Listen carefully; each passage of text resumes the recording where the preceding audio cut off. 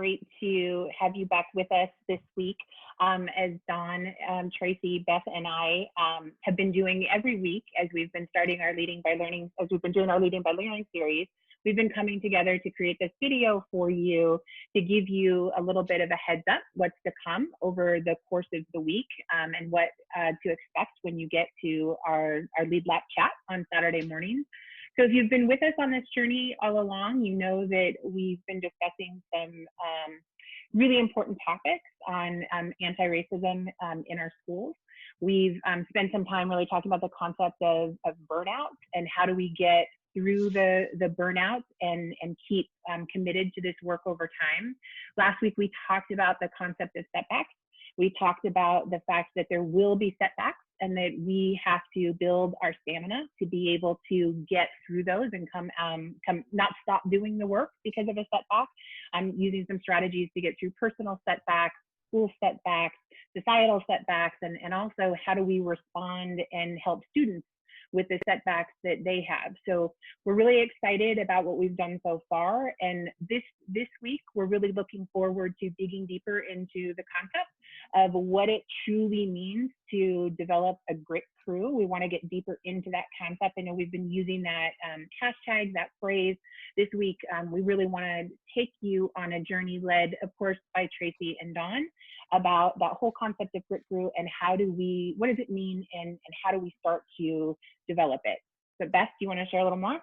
Sure. Yes. One thing also that we are so grateful that Tracy and Don are doing for us is really curating amazing resources that we can take in the fashion of LeadLAP that you can take and utilize immediately within your school community. And so the place that you can go, we've curated all of these resources in our blogs. So you can go to the leadlikeapirate.net site and then hit on our blogs. And then each week we will put out a blog that kind of curates the prior week's chat. And it was great as we looked at setbacks this past week. There were 4 amazing graphics that really helped us look at what might those setbacks be, how are we going to respond? And so we have resources that are there at your fingertips that you can utilize when we can start to anticipate the things that will that could make us burn out. When we can start to anticipate those setbacks, we can really start being proactive about the plans that we'll need to make to best serve our students and our staff and our families. So I'm going to hand it over to Dawn, and she's going to tell us a little bit about this week. Great. Thank you, Beth. I appreciate it. So as Tracy and I began planning for this week, we really wanted to reflect on where we've been these past few weeks with you, particularly as it relates to burnout and as it relates to the setbacks that Shelley, expanded on from last week.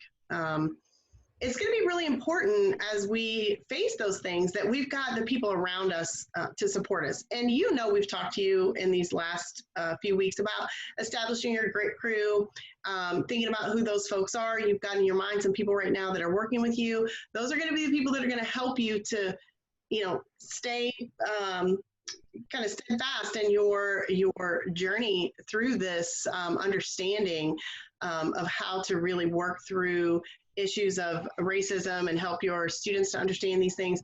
They're also going to be the people that are going to help you when you have a setback, when something goes wrong in your class, whether it's something goes wrong with you, something goes wrong with your students.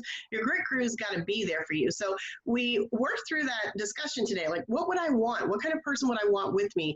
Who might some of those people be in our building that we might go to for some support? But more importantly than that, we really got into this idea of what is the grit crew really about? It's more than just the people, right? More than just the people. And so Tracy's going to take you into that discussion right now, just to kind of walk you through what we really need to think about more than just the individuals themselves, what we need to think about when we are establishing our grit crew. Tracy, would you tell everyone a little bit about that? Absolutely. And as we start, when we talk about establishing a grit crew, we're going to slightly shift your mindset.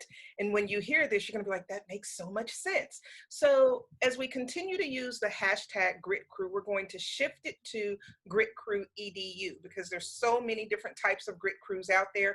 And we are focused on education and anti-racism. So with that being said, we need to look through the lenses that this is not a trend, it's a commitment. And I know, I feel like hashtag grit crew, get your grit crew, it sounds trendy, but it's so much more than that.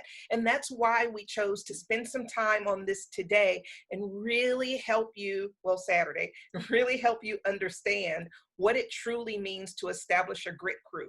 So having a grit crew is a commitment of vulnerability, transformation, and accountability to understand and improve how we think about, how we talk about, how we design instruction with an anti-racism mindset. See, Grit Crew EDU, it makes perfect sense.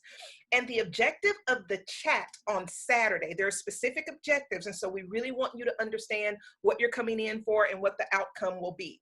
To identify,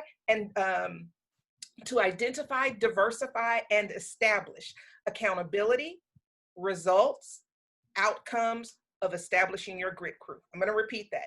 The goals of the chat is to identify, diversify, and establish accountability, results, and outcomes for your grit crew. So we continue to strive to equip you with things that we feel like that can help you as you go back into the classroom to embrace, to learn about, to understand the anti-racism mindset. Shelley and Beth, back to you.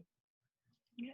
So we just want to, once again, thank you, Tracy and Dawn, for all of the work that you are putting into leading us, guiding us, facilitating the chats, all the great resources that you are pulling together for people, and really helping us commit to taking action. I want to let everybody know, Beth and I, we're shifting some of the timelines. If you follow the Lead Like a Pirate blog, typically when we blog, we've been putting things out on Fridays.